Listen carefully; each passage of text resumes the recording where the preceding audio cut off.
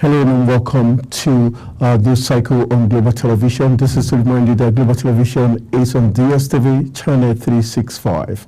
And straight to the news, the Secretary to the Government of the Federation, Senator George Akume, has urged Nigerians to shun the proposed nationwide protest and instead pursue peace, dialogue and collaboration in addressing the country's challenges. The SGF made this statement during a press conference with journalists and media executives at the Radio House in Abuja.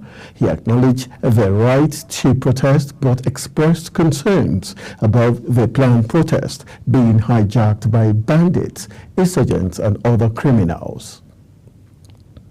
The Speaker of the House of Representatives, Honorable Abbas Tajuddin, has appealed to the Nigerian youths to dialogue their demand instead of planned protest in the interest of the nation. He made the appeal in Abuja at the town hall meeting with youth groups organized and organizations at the National Assembly complex. Edikan Michael has the details.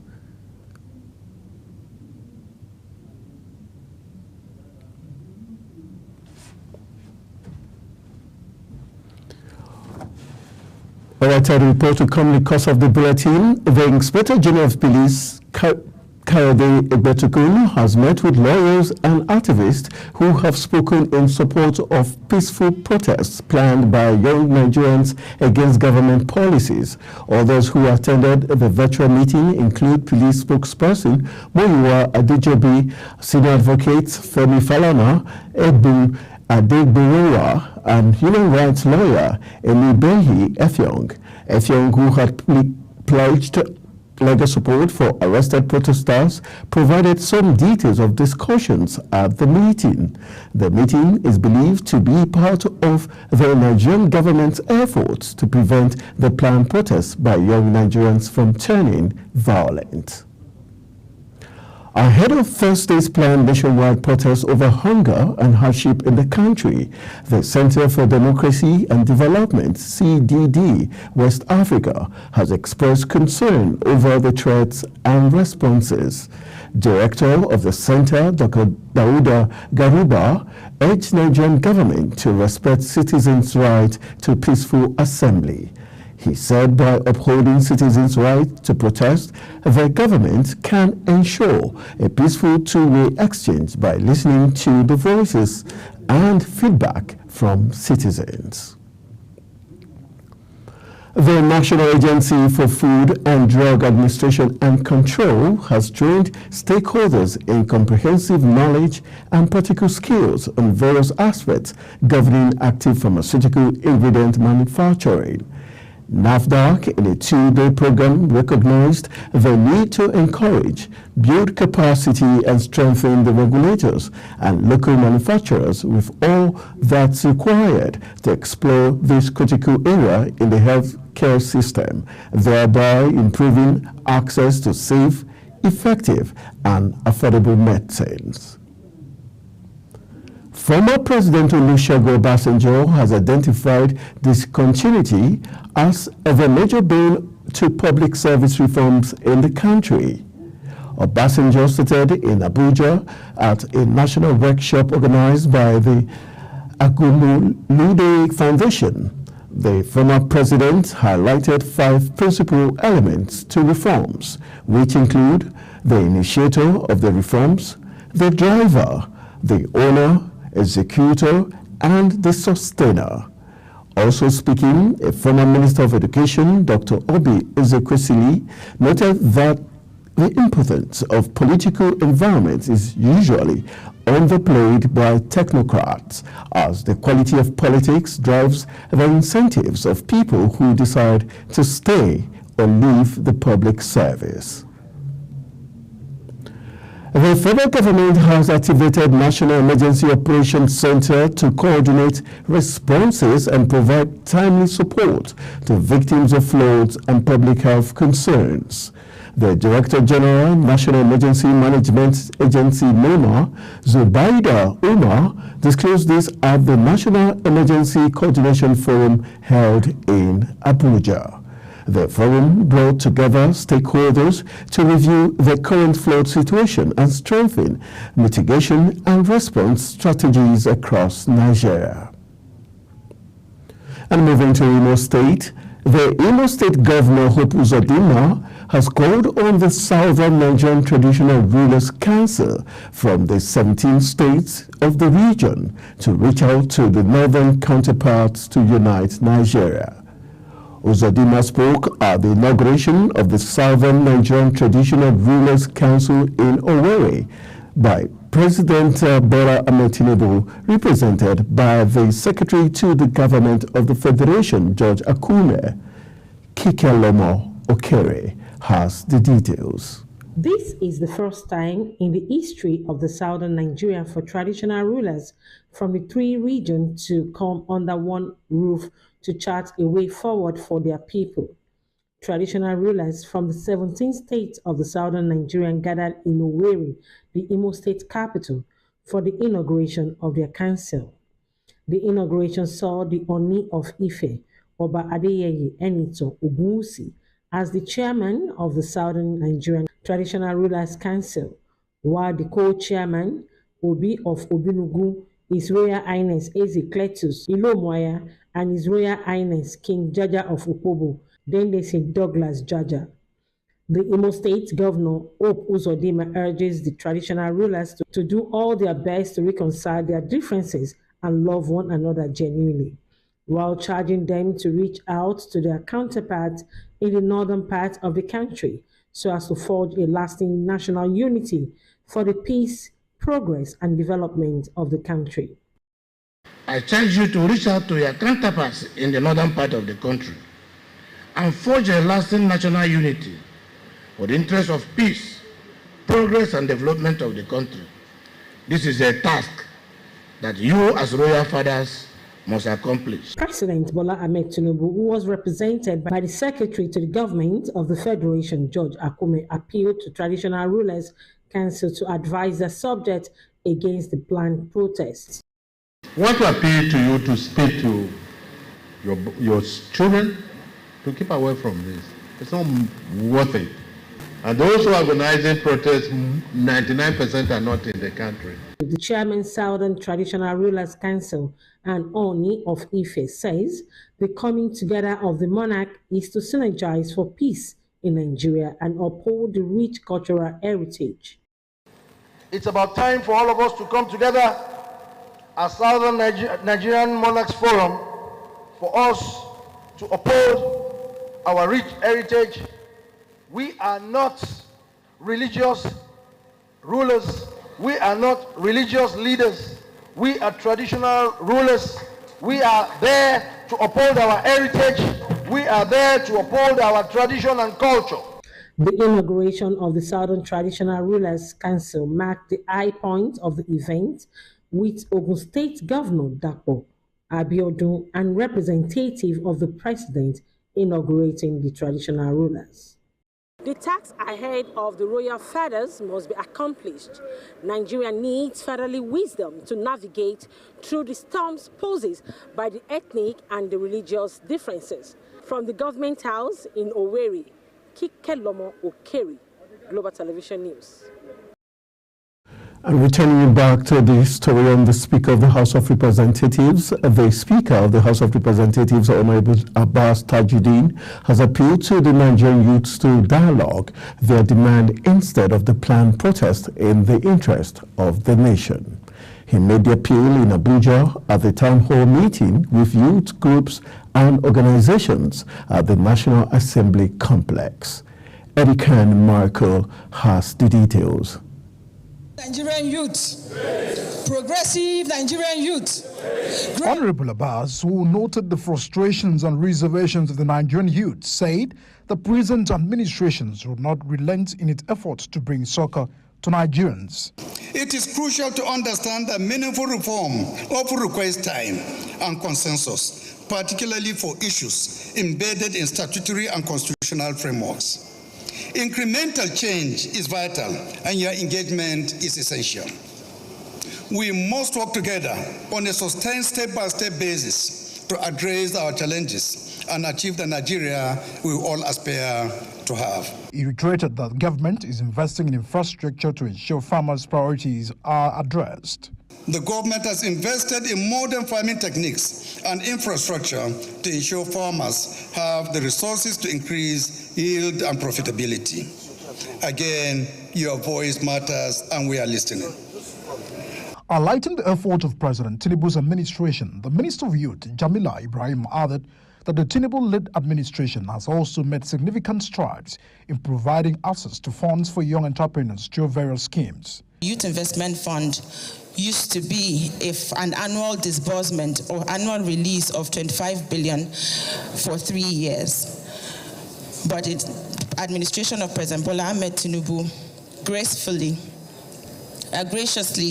approved that the fund be restructured and expanded with a yearly disbursement starting from the 2024 appropriation of 110 billion as opposed to the initial 75 billion.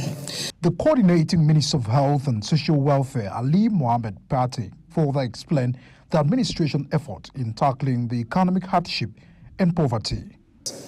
For us in health, we focus on the poorest and most vulnerable, our mothers. Everyone here has a mother. Let them survive. That's why we're expanding primary health care. More than 8,800 of them reached. More than 2 million Nigerians in the last 1 year access health care through the Vulnerable Groups Fund, in addition to the others who are insured. We're investing in upgrading cancer infrastructure across the country, 6 geopolitical zones. Will soon be groundbreaking of 10 major hospital infrastructure. Just this week, he approved graciously, Mr. President, 7,887 dialysis sets for those who are suffering from kidney disease. I can go on and on. On the healthcare value chain, we spent a year building block by block under the President's initiative to unlock the healthcare value chain. Speaking on behalf of youth groups, the All Progressive Congress youth leader, Israel Dayo, urged the youth to remember that nation building is the collective task and stressed the need to shun violence and embrace dialogue in resolving the issues at stake. Our government must please do its best to make the work of the president come out and be proactive rather than reactionary.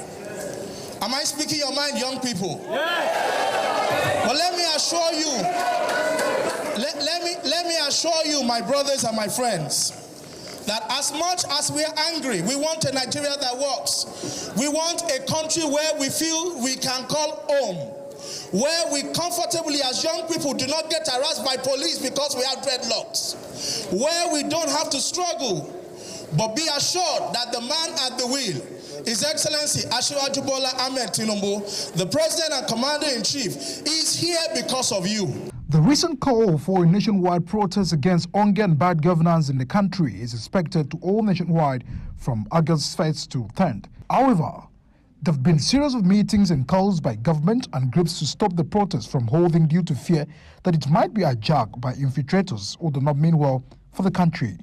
Edikan Michael, Global TV News. The Kano State Independent Electoral Commission has scheduled November 30th, 2024 for the local government elections in the state. The chairman of the commission, Sani Malufashi, announced the date while addressing a news conference in Kano. He said the notification of the election will be issued on November 15. Nomination forms will be available from October 1st to October 11th, with submission of the forms due by October 18, 2024. He noted that the screening of candidates will take place from October 18 to October 20th, while the list of eligible candidates will be released on October 24th. The elections will follow thereafter. The chairman of the Independent National Electoral Commission, Professor Mahmood Yakubu, has expressed concerns about the political tension in Edo State ahead of the September 21st governorship election in the state. Professor Yakubu said INEC would be meeting with security agencies to address the concerns. Edikan Michael has more. The INEC chairman, speaking at the quarterly meeting with civil society representatives in the commission headquarters Abuja, called the attention of the stakeholders to the recent political crisis in Edo, leading to attacks on interlocal government offices and physical confrontations among candidates. We are concerned about the safety of candidates, agents, and supporters, as we are about the security of our own officials, security of observers, journalists, service providers, and above all, the voters. Speaking on the preparation for the election, the INEC chairman revealed that additional bimodal voter accreditation system machines had been provided to the Edo State to train election duty personnel and to provide contingency support on election day. Campaign by political parties and candidates is in full swing in both Edo and Ondo states.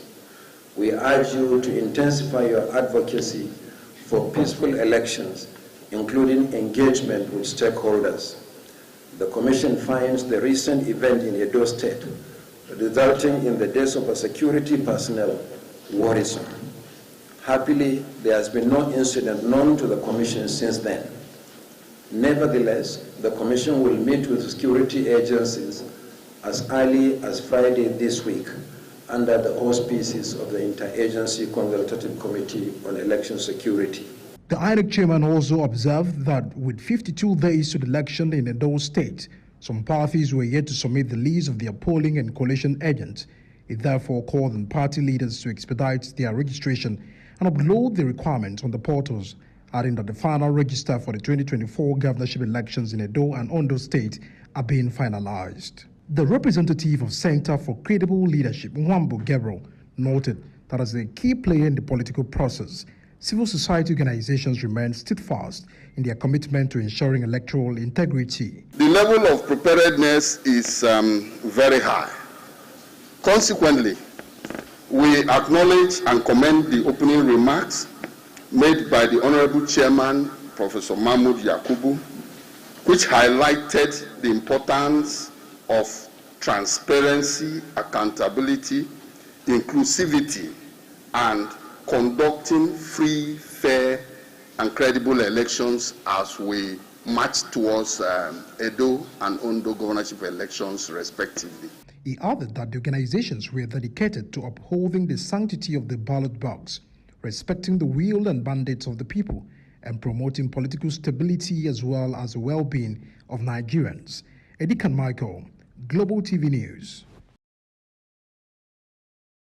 A Nigerian singer and songwriter Onyeka Onwenu is dead. She died at the age of 72, having collapsed after a performance at a birthday party. Ogochukwu Mobuno has the details. Late Onyeka Onwenu, who was also an actress, human rights activist, journalist, and a politician, started her musical career in the early 80s with her first song, Ekwe. The deceased, who hailed from Imo State, was a former chairperson for Imo State Arts and Culture. In 2013, was appointed Executive Director and Chief Executive Officer of the National Center for Women Development. She was nominated for different awards, including the award of Best Actress in a Leading Role.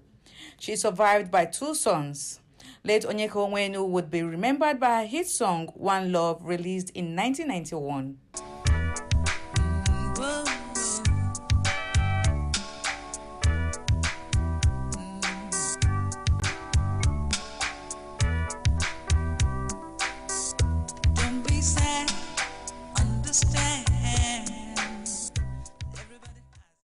Meanwhile, President Bola Tinubu has extended his profound condolences to the family of the late singer, songwriter, actress, journalist, activist, and politician Onyeka Onwenu.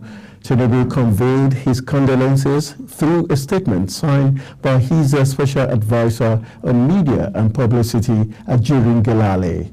Tinubu celebrated the life of the versatile and extremely gifted artist who devoted herself to the wide range of artistic endeavors and expressions, bringing joy and laughter to many. He extended his condolences to the entertainment industry, the Imo State government, and the numerous fans of the departed star over this immeasurable loss. Professor Ali Pantami has re-emphasized the importance of soft skills over academic qualifications to achieve prosperity in any career, urging the government to integrate the skills into the curriculum. Speaking at the graduation ceremony of the Al-Nasser Center for Comprehensive Education in Abuja, he made reference to the Quran regarding the importance of knowledge and skill acquisition. Pantami said a successful career depends on individual perceptions and priorities, adding that some people would rather chase material gains while others prefer to focus on their passion. You're watching News Cycle coming to you live from Nigeria's capital, Abuja. We're on DSTV channel 365 and Star Times channel 276. Kindly follow us on all social media platforms using Global TV NG and other handles now showing on your screen. When News Cycle returns, Hamas leader assassinated in Iran. We will bring you this and other stories right after this break. Do stay with us.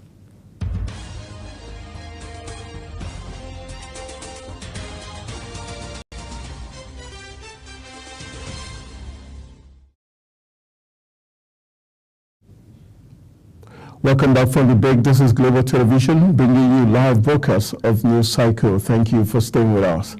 In business, President Bola Tinubu has approved a monthly stipend of 50,000 naira for 10,000 youths in the Niger Delta to alleviate current economic hardship. Senate President Godswill Akpabio announced these at the Niger Delta Sensitization Conference for Ethnic Nationalities, Youths and Women in Port Harcourt. The payment will be made through the NDDC Youth Intensive Scheme and will last for an initial 12 months with the possibility of extension. The Minister of Information and National Orientation, Mohammed Idris, says although the bags of rice to be sold by the federal government for 40,000 naira were available, sales centers cannot be announced for fear of being hijacked and hoarded by people who have money. Recall that the federal government, through the minister on Monday, said it had created centers across the country where Nigerians could purchase 50 kg bags of rice for 40,000 naira. Idris said the initiative was one of the several initiatives by the Tinubu administration to ease living conditions for citizens. In a bid to cushion the effect of inflationary trend in Nigeria, the federal government, through the Nigerian Customs Service, has suspended import duties and taxes on some items to make them more affordable for Nigerians. The Comptroller General of the Nigerian Customs Service, Adewale Adeniyi, who disclosed this, said the government was committed to addressing the situation in a seamless manner with a view to reducing hunger in the land. He explained that the global inflation is impacting countries worldwide, including Nigeria, adding that the agency has streamlined export processes to facilitate the efficient movement of Nigerian goods to international markets.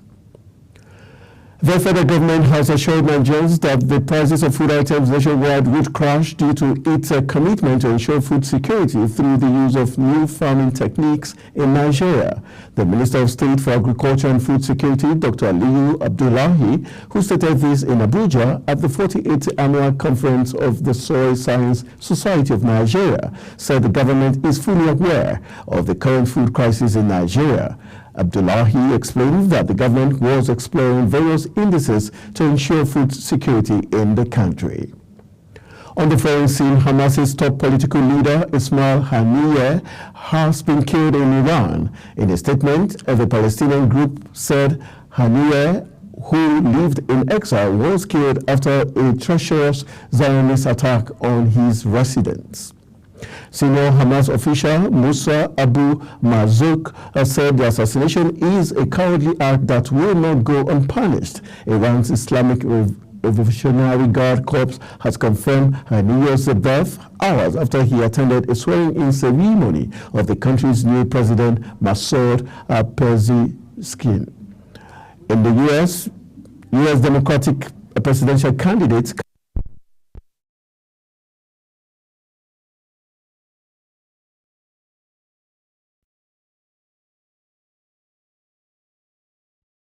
meet her face-to-face.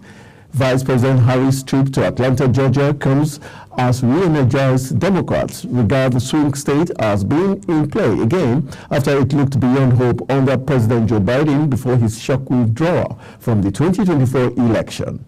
The presumptive Democratic nominee is aiming to expand the party's 2024 battleground map and appeal to young black voters, delivering a firm 20-minute speech to about 10,000 supporters in a packed arena and pledging Americans are not going back to the failed policies of Trump.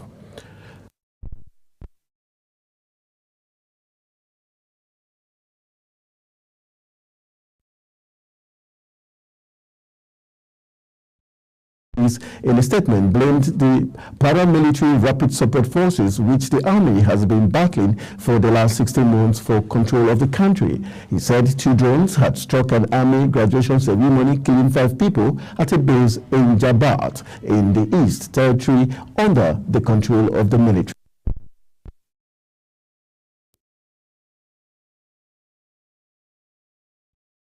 National champion Favour Ofili is missing from the women's 100 meters event of the Paris Olympic Games, insisting she was registered for the 100 meters, 200 meters and the women's 4x100 meters relay. Ofili raised the alarm, accusing the Nigerian Olympic Committee and the